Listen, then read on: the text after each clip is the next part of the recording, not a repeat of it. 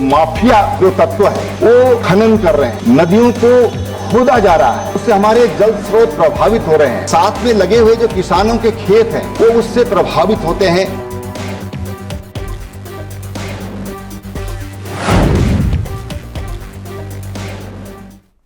तो त्रिवेंद्र का बयान, खड़ा हुआ सियासी तूफान। सीधा रुख कर रहे हैं अपने मेहमानों की तरफ। आपको बता दें आज हमारे साथ इस चर्चा में जो मेहमान कार्यक्रम का हिस्सा बन रहे हैं उनसे आपका परिचय करवा देते हैं। हमारे साथ डॉक्टर प्रतिमा सिंह हैं जो कि कांग्रेस का चेहरा है। गजेंद्र जी हमारे साथ है, वरिष्ठ पत्रकार हैं।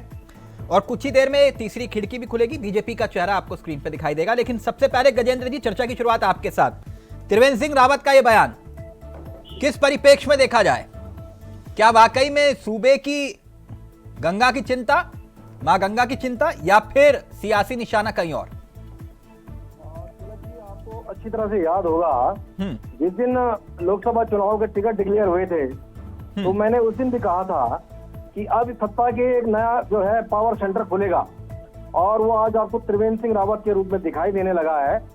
त्रिवेंद्र सिंह रावत ने इससे पहले भी जिस प्रकार के यहाँ के शासन प्रशासन के ऊपर और कुशासन के ऊपर सवाल खड़े किए हैं, जिस प्रकार उन्होंने यहाँ के जो कार्यवाहक डीजीपी थे उनकी कार्यशैली पर गंभीर सवाल खड़े किए, बिल्कुल यहाँ के मुख्य सचिव से लेकर तमाम लोगों के ऊपर बातें कही थी, वो अब आपको स्पष्ट रूप से दिखाई दे रही है। ये सत्ता के नए केंद्र के रूप में आज ये सवाल लोग अपेक्षा कर रहे थे कि विपक्ष की ओर से आता, लेकिन ये अच्छी बात है कि कम से कम त्रिवेंद्र सिंह रावत यानी सत्ता पक्ष में ही विपक्ष है, आप ये कह रहे हैं? मैंने कहा था ना कि सत्ता का नया पावर जो सेंटर है वो उस दिन खुल गया था जिस दिन से जो है और वो टिकट उनको हुआ कि भाई लोकसभा वो हरिद्वार से लड़ेंगे। और ये आपको अच्छी तरह एक बात और याद होगी जी कि जब पुष्कर सिंह धामी सीएम बने थे कुछ महीने के लिए, उस समय कांग्रेस के नेता हरीश रावत का एक लगातार बयान सुनते थे और चला भी टीवी चैनलों में कि वो कहते थे खनन प्रेमी मुख्यमंत्री। और वो धीरे धीरे हमने देखा खनन प्रेमी मुख्यमंत्री वाला शब्द खत्म हो गया और बहुत सारे लोग करण मारक बयान भी आज सब आया है, जबकि त्रिवेंद्र सिंह रावत ने बात उठाई है। और तो ये खनन प्रेमी वाला शब्द क्यों गुम हो गया था हरीश रावत जी की जुबान से? अब यही सवाल तो आपको प्रतिमा जी से पूछना है और इनके तमाम नेताओं से पूछना है कि आज ये त्रिवेंद्र सिंह रावत की चलाई हुई मतलब त्रिवेंद्र सिंह रावत ने जो गोली चलाई है उसी से ये शिकार खेलने के का जो आनंद लेना चाह रहे हैं। गंभीर बात यह है कि जो सरकार है, सरकार ने जो आंकड़े पेश करे हैं उन्होंने जो खनन से राजस्व प्राप्ति की जो आंकड़े हैं वो भी अपने मतलब रोचक है। पुष्कर सिंह धामी का दावा है कि उनकी सरकार आने के बाद खनन से राजस्व में भारी वृद्धि हुई है। इधर इनके जो सांसद हैं, जो पूर्व मुख्यमंत्री हैं, वो कह रहे हैं कि ये बहुत खतरनाक स्थिति में जा रहे हैं। मातृशोधन आपने देखा, तिलक जी देहरादून वहाँ हरिद्वार में एक बहुत बड़ी संस्था है, मातृशोधन के निगमन की मौत हो गई थी। वो भूख हड़ताल कर रहे थे माँ गंगा की रक्षा के लिए और वो उस मौत का जो है पूरे देश दुनिया में बहुत शोर मचा कि आखिरकार गंगा सफाई के नाम पर जिस प्रकार 20,000 करोड़ रुपए नमामि गंगे पर खर्च हो गए, तमाम चीजों पर खर्च हो गए, आज भी गंगा साफ नहीं हुई। फिर गंगा के इर्द गिर्द गंगोत्री से लेकर हरिद्वार तक लगातार स्टोन क्रेशर लग रहे हैं, खनन के पट्टे दिए जा रहे हैं। मातृ सदन ने 2 पेज का एक पत्र प्रधानमंत्री नरेंद्र मोदी के नाम लिखा है। उस पत्र में उन्होंने जो गंभीर बातें लिखी हैं वो बेहद चौंकाने वाली है। यानी आप ये कह रहे हैं कि गंगा को लेकर चिंता कम, मां गंगा को लेकर दरअसल चिंता सियासी है। मातृ सदन का पत्र बहुत गंभीर है। उन्होंने मुख्यमंत्री के ऊपर, इनकी सरकार के ऊपर जिस प्रकार से हरियाणा से लाकर खनन माफिया को पनपाने के आरोप लगाए हैं और बाकायदा उनको बर्खास्त करने की बात कही है। ठीक, प्रतिभा जी समझ में आ रही है उस पर। गजेंद्र जी कह रहे हैं ये खनन प्रेमी वाला जो शब्द था एकाएक गुम कहां हो गया और क्यों त्रिवेंद्र सिंह रावत की गोली पर आप शिकार करना चाह रहे हैं? कह रहे हैं कि जो काम विपक्ष को करना चाहिए था वो काम सत्ता पक्ष में रहते हुए त्रिवेंद्र सिंह रावत कर रहे हैं। जवाब दीजिए प्रतिमा जी। नहीं, देखिए ऐसा नहीं है। हमने हर बार जो है धामी सरकार का जो खनन प्रेमी की बात हो रही है यहाँ पे, हमने हमेशा कहा है, बल्कि धामी जी को कई बार मैंने आपकी डिबेट में अगर आप देखेंगे तो मैंने उन्हें की खनन माफिया कहने में भी मुझे उन्हें कोई गुरेज नहीं है और बिल्कुल ये सत्य है क्योंकि जब से धामी जी ने सत्ता संभाली है आप देखिए नदियों का सीना जो है चीरने का कार्य जो है धामी सरकार करती आ रही है। और एक बात मैं देखिए ये सारी जो बातें हैं ना, त्रिवेंद्र सिंह रावत जी जिनको मौका मिला, क्योंकि भारतीय जनता पार्टी में आपको पता है हम हमेशा कहते आ रहे हैं इन्हें बोलने का मौका नहीं मिलता, तो सदन में जब आज त्रिवेंद्र सिंह रावत जी को बोलने का मौका मिला तो उन्होंने बिल्कुल अपनी ही सरकार पे जो प्रतिमा जी, निशानासाजी का कार्य किया। मैं आप जी। बहुत काबिल प्रवक्ता हैं, आप जितना मैं इतना काबिल नहीं, उत्तराखंड को नहीं समझ रहा, लेकिन मुझे एक बात बताइए, नित्यानंद जी। स्वामी जी को छोड़ दीजिए, चलिए उस दायरे से कोश्यारी जी और स्वामी जी को हटा देते हैं। कोई एक मुख्यमंत्री बताइए जिस पर खनन प्रेमी होने का आरोप ना लगाओ, एक मुख्यमंत्री का नाम बताइए, फिर मैं बता दूंगा उसकी पूरी डिटेल। बोलिए ना। ऐसा नहीं है, देखिए नहीं, आप बोलिए, मैं आपको बताता हूँ ना, आप बोलिए तो सही। अरे आप मुझे बोलने तो दीजिए। हाँ, बताइए ना। आपकी बात का जवाब भी दे रही हूँ। देखिए कांग्रेस, देखिए एक बात सुनिएगा, जिस तरीके से भारतीय जनता पार्टी की सरकार में चीजों का दुरुपयोग होता है, ऐसा किसी सरकार में नहीं हुआ। आपने सवाल पूछा, उसका जवाब देती हूँ। कैग की रिपोर्ट मार्च 2023 में आई थी।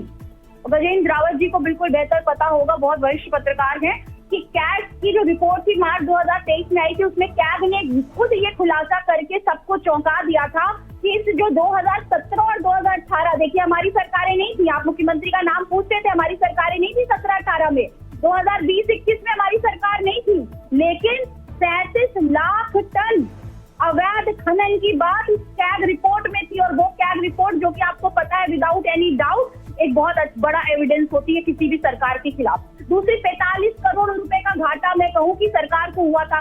अब वो सरकार को घाटा हुआ था या उसको इंडिविजुअल। आप मेरे को एक बात बताइए, खनन के मुद्दे पर आपने कितनी बार जमीन पर उतरकर आंदोलन किया? उदाहरण के तौर पर, चाहे भले ही राजपुर रोड पर घंटाघर से यू टर्न लेकर वापस आ जाओ, कोई दिक्कत नहीं, कितनी बार किया? नहीं, ऐसा नहीं है, हमने नहीं बताइए ना, आप कह रहे हो आप इतने जरा चिंतित थे, आपके पास पूरा डाटा था। बिल्कुल है। और आपको मालूम है आपकी सरकार में खनन मंत्री कौन था? आपकी सरकार में आपको बताती हूँ कि ये डेटा हमारा नहीं है। देखिए चावला जी, ये डेटा जो है ये हमारा नहीं है, हम कोई डेटा मैडम, जब आप इस ये डाटा मुझे दिखा रहे, इससे क्या हो जाएगा? कुछ नहीं होगा। जब आपके पास ये डाटा आपने फाइल में बंद करके रख लिया, तो इसमें मैं क्या करूं मैडम? फाइल में बंद करने के लिए विपक्ष के पास कैग की रिपोर्ट थोड़ी ना होती है। इसी कैग की रिपोर्ट के आधार पे आपके मंत्रियों के इस्तीफे हुए हैं सदन में। सुनिए 2 मिनट, हमारे हर वरिष्ठ नेता ने हमेशा सरकार को जो है खनन मुद्दे पे घेरने का काम किया है, चाहे वो प्रीतम सिंह जी हो, चलिए हो सकता है गजेंद्र जी, और मैंने देखा नहीं, हो सकता है हमें सियासी मोतियाबिंद हो गया होगा।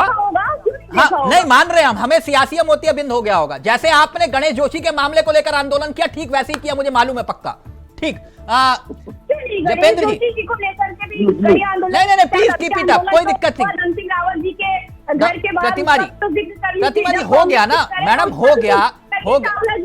तभी तो भाजपा ही कहते हैं कि भगवान करे ऐसा ही विपक्ष रहे हमारे पास। हाँ जपेंद्र जी, एक आग जुड़ गए हमारे साथ। जपेंद्र जी, मेरी आवाज आ रही है आपको? आ रही। हाँ जपेंद्र जी, क्या चक्कर है, नेटवर्क वगैरह नहीं होता आपका? बड़ा बताइए, सत्ताधार का नेटवर्क चला जाए तो समझ में बड़ी दिक्कत आ जाती है, विपक्ष का ना हो तो भी समझ में। उनके यहाँ तो 2 कंप्यूटर है फिर भी वॉर रूम में, आपके यहाँ तो भले ही। खैर जपेंद्र साहब, त्रिवेंद्र जी जो कह रहे हैं वो सही कह रहे हैं। देखिए, इस तरह राजनीति को जिस तरह से, चाहे आप कांग्रेस की बात कर रहे हैं सर, अगर हो सके तो स्पीकर ऑफ कर लीजिए और पीसीआर प्लीज म्यूजिक बंद करिए पीछे से। जी जपेंद्र जी, स्पीकर ऑफ कर लीजिए सर, आप ऑडियो आएगा। आप आ जा रही है क्या? जपेंद्र जी प्लीज अपना स्पीकर ऑफ कर लेंगे तो ऑडियो परफेक्ट आएगा, प्लीज। जी ऑफ है। जी बोलिए आप सर। देखिए, उत्तराखंड की राजनीति में सबसे बड़ा दुर्भाग्य ये रहा कि एक विपक्ष जो चीजों को क्रिएट करने की दृष्टि से, सबको पता है कि हरिद्वार के अंदर अवैध खनन पर पूरी तरह से रोक लगाई गई। हरिद्वार के अंदर खनन माफिया आज पूरी तरह से अपने आप को असहाय महसूस कर रहा है। सबको पता है कि हरिद्वार के साथ साथ प्रदेश में जहां भी अवैध खनन से राजस्व को चूना लगाने का काम होता था, उसके ऊपर कड़ा प्रहार किया गया। ऐसे तो नहीं खनन का राजस्व बढ़ गया। अगर खनन का राजस्व पहले नहीं बढ़ रहा था जब अवैध खनन हो रहा था, अब अवैध खननधारियों के ऊपर नकेल कसी जा रही है तो सब तड़प रहे हैं। तो ये उत्तराखंड की राजनीति का एक कड़वा, यानी जपेंद्र जी एक मिनट डॉक्टर प्रतिमा, एक सेकंड, यानी जिसके काम की कुंवर साहब होनी चाहिए, कुंवर साहब उसके काम की आलोचना होती है। कुंवर साहब, यानी आप बिल्कुल सही कह रहे हैं, इसका मतलब त्रिवेंद्र सिंह रावत ने सदन के भीतर झूठ बोला। देखिए सवाल हमने उनका तो कहीं नाम ही नहीं दिया ना। हम नहीं तो आप वही तो कह रहे हो कि फिर इसका मतलब तो एक चुने हुए पूर्व मुख्यमंत्री और मौजूदा सांसद सदन के भीतर बोल रहे हैं, अपने मुख्यमंत्री की कार्यप्रणाली की बात करेंगे तो निश्चित तौर पर खनन के अवैध कारोबारियों को कहीं ना कहीं दरकिनार कर दिया गया। राजस्व बढ़ा है, कुंवर साहब अवैध खनन के ऊपर रोक अवैज्ञानिक तरीके से खनन हो रहा है, अवैज्ञानिक तरीके से के संज्ञान के साथ निश्चित तौर पर सरकार को एक अच्छा सुझाव देते हैं, लेकिन हमें अच्छा, ये सुझाव है, उनका कहने का ढंग जरूर कुछ और रहा होगा, लेकिन हम उन्हें गलत समझ रहे हैं। सरकार गलत समझ द्वारा किए गए कामों की आज प्रशंसा हो रही है, राजस्व पड़ा है, अवैध खनन पर रोक आपका राजनीतिक अनुभव है, अलग अलग पार्टियों में भी रहे आप। एक मिनट रुकिए ना कुंवर साहब, एक मिनट। एक होता है कि सर भाई तुम भी आ जाओ, तुम भी आ जाओ, तुम भी आ जाओ, सबको बाइट दी और कहा कि भैया हाँ ठीक है सब चला देना। मेरी बात को सुनिएगा सर।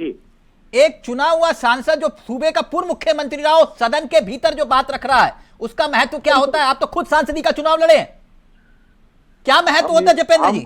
हम इसीलिए कह रहे हैं तो निश्चित तौर पर हमारे माननीय सांसद भी हरिद्वार का सच जानते हैं।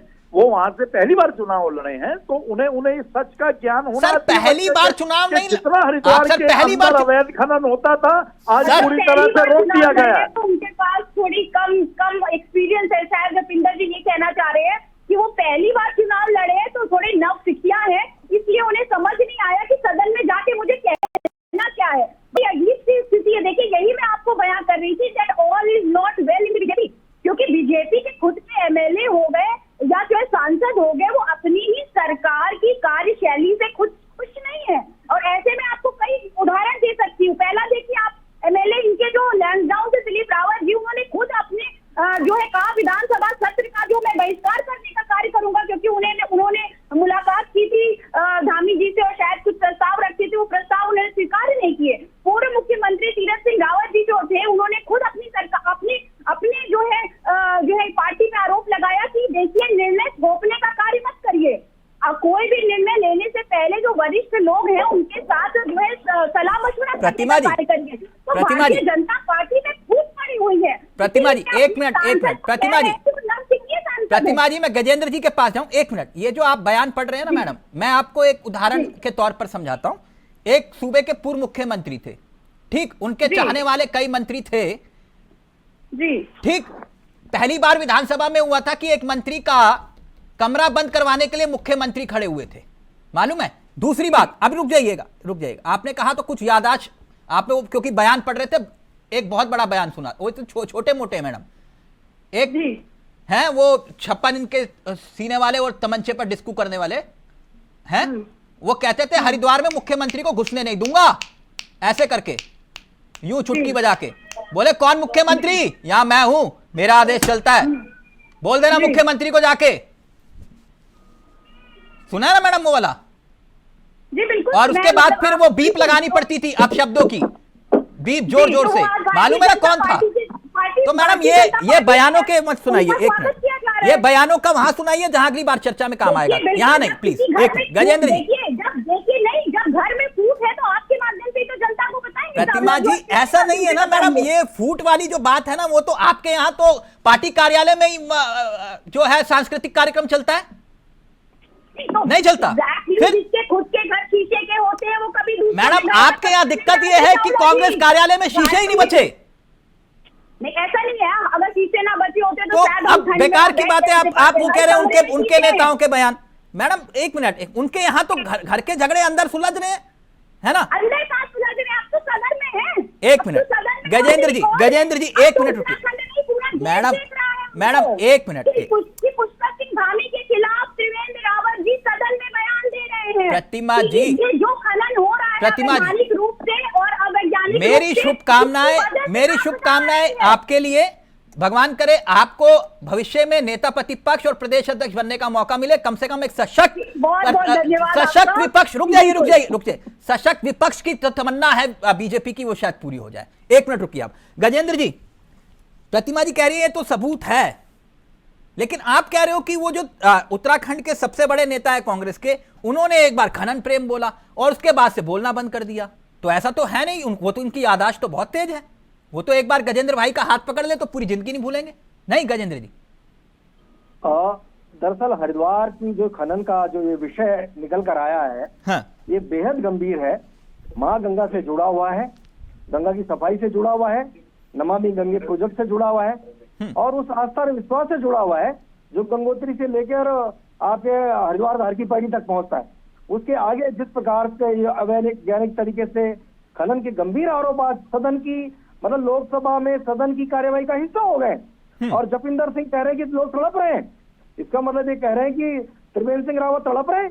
बहुत गंभीर बात है। इस बात के मायने बहुत निकलेंगे और ये बात बहुत दूर तक जाएगी। आप जानते हैं कि हरिद्वार और देहरादून और उधम सिंह नगर जैसे जिलों में डीएम और पुलिस कप्तान की जो नियुक्ति की जाती है बहुत गंभीर सिफारिशें रहती है।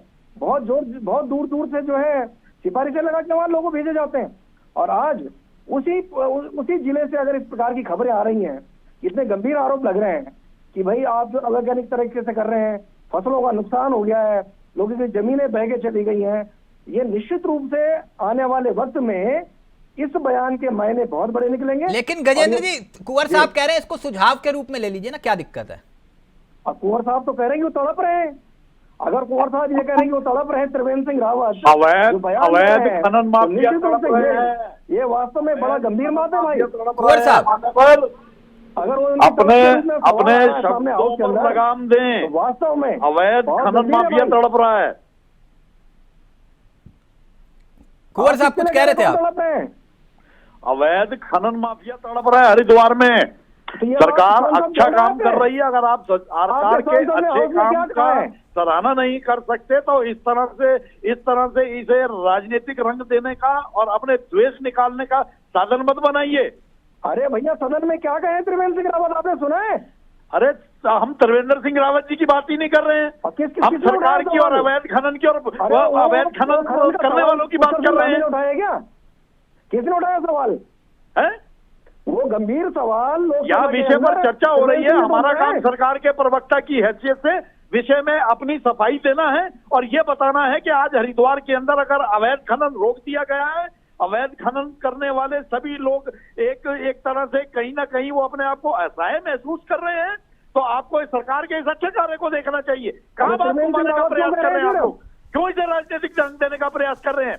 क्यों सांसद और मुख्यमंत्री के बीच में आप द्वेष पैदा करने का काम कर रहे हैं? शर्म आनी चाहिए आप लोगों को, जो हर चीज में राजनीतिक रंग और फूट डालने का काम करते हैं। इसका मतलब आपको लगता है कि त्रिवेंद्र सिंह रावत ने हमें नहीं लगता है के काम जो आपको लगता है वो हम भली बात ही जानते हैं। इसके बारे में शासन और एक मुख्यमंत्री के बीच में द्वेष पैदा करने का काम कर रहे हैं। जो लोकसभा की कार्यवाही का हिस्सा हो गया विषय, उसके बारे में क्या कहेंगे? अरे भैया हमें ना लोकसभा से हमें क्या, हम लोकसभा के बाद यहाँ चर्चा हो रही है, यहाँ चर्चा हो रही है अवैध खनन के ऊपर। अवैध खनन को रोका गया है, सरकार ने अच्छा काम करा है, मुख्यमंत्री ने अच्छा काम करा है। आज अवैध खनन वाले असहाय हैं तो आपको उसके ऊपर ध्यान देना चाहिए या इस बात को बतंगड़ बना के आप द्वेष पैदा करने का काम करेंगे? आप एक सीनियर पत्रकार हैं और एक सीनियर पत्रकार का क्या एक रवैया होना चाहिए, क्या उसका क्या आकलन होना चाहिए, उसका क्या फर्ज होना चाहिए? अपने नैतिक कर्तव्यों का भी तो कुछ निर्वाह करेंगे ऑन स्क्रीन या नहीं करेंगे? अरे त्रिवेंद्र सिंह रावत को क्या जवाब देंगे आप? जोर डाल के आप क्यों द्वेष पैदा करने का काम कर रहे हैं? द्वेष तो आप पैदा कर रहे हैं भैया। हम नहीं कर रहे हैं।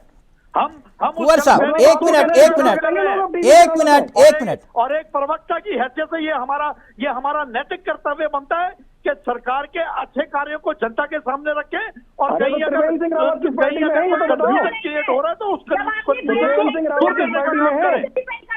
आपने पूरा बयान ही नहीं सुना और आप बोल रहे हैं, आप हम लोग को कह रहे हैं कि हमें शर्म नहीं आ रही है। ये जो आप लोग ये राजनीतिक रंग देने का प्रयास कर रहे हैं, जिस तरह का आप राजनीतिक सरपंच रचने का प्रयास कर रहे हैं, हम इसका खुलेआम विरोध करते हैं। अरे जसविंदर सिंह ये तो बताओ आप, इस वजह से प्रदेश में आपदा आ रही है। आप लोग जो ऑन स्क्रीन जो ये खेल खेल रहे हैं ना, जो ये रंग देने का प्रयास कर रहे हैं, तो ये अपने आप ही आप अपने आप को एक्सपोज कर रहे हैं। जितने गणमान्य लोग देख रहे हैं, जितने बुद्धिजीवी देख रहे होंगे, तो आप सबके सामने अपने आप को एक्सपोज करने का काम कर रहे हैं। कुंवर जी एक मिनट डॉक्टर प्रतिमा प्लीज एक मिनट। कुछ माफिया किस्म के लोग अवैज्ञानिक तरीके से खनन कर रहे हैं, मेरी बात समझिएगा कुंवर साहब। जी सुन रहे हैं तिलक जी। मुझे लगता है वो 17 मिनट के आसपास का भाषण होगा अगर मैं गलत नहीं हूं तो, या 20 मिनट। कुंवर साहब वो सुना है, ईमानदारी से बताइएगा, जी सुना है आपने वो पूरा? देखिए हमने सुना है। अब तिलक जी अगर 2 मिनट आप हाँ प्लीज कंटिन्यू, आप पक्ष रखिए प्लीज, अभी प्लीज सबका ऑडियंस। इसी चर्चा पे संसद की इसी चर्चा बात करेंगे। कुंवर साहब बोलिए ना, आप बोलिए प्लीज।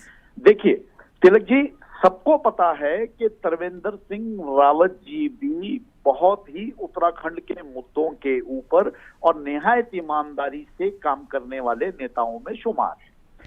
और आज उसी प्रक्रिया को आगे बढ़ाते हुए हमारे प्रदेश के मुख्यमंत्री धामी जी भी उसी लकीर पर चढ़ते हुए प्रदेश के अंदर से माफियागिरी या अवैध खनन या इन चीजों के ऊपर रोक लगाने में 100% कामयाबी की ओर बढ़ रहे हैं।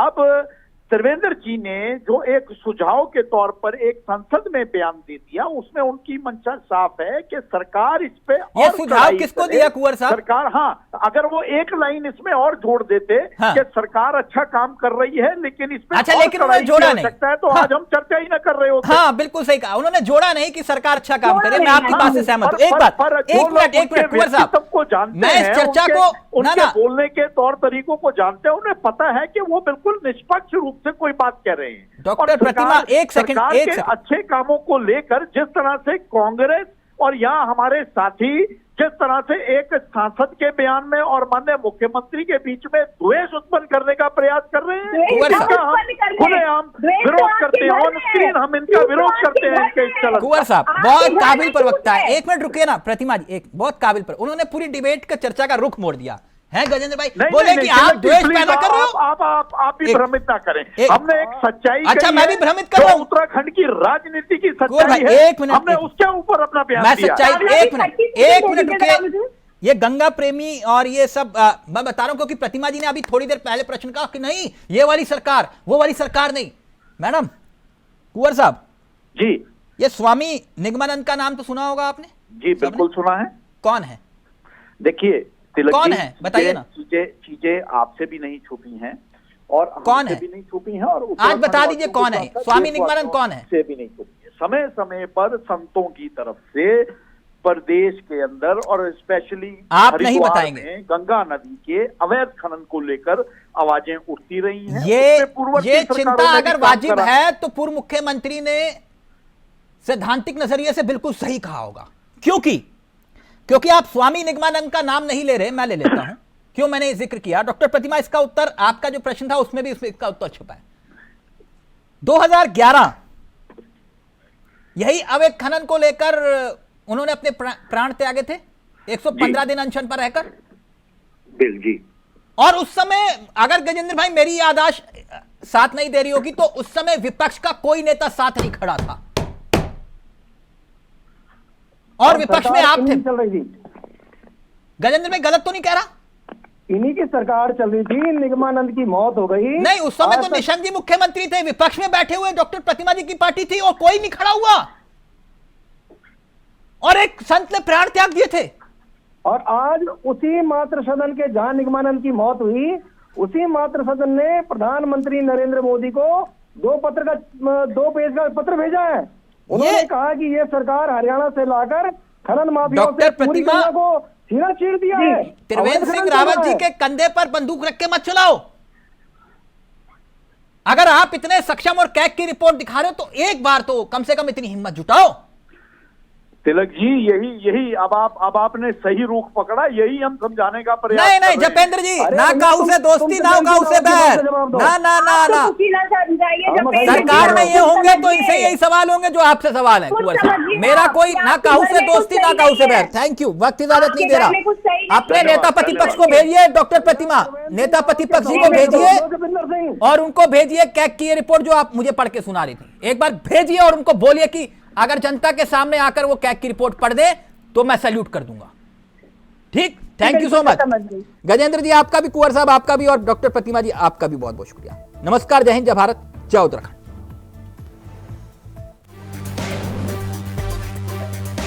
माफिया जो तत्व है वो खनन कर रहे हैं, नदियों को खोदा जा रहा है, उससे हमारे जल स्रोत प्रभावित हो रहे हैं। साथ में लगे हुए जो किसानों के खेत हैं वो उससे प्रभावित होते हैं।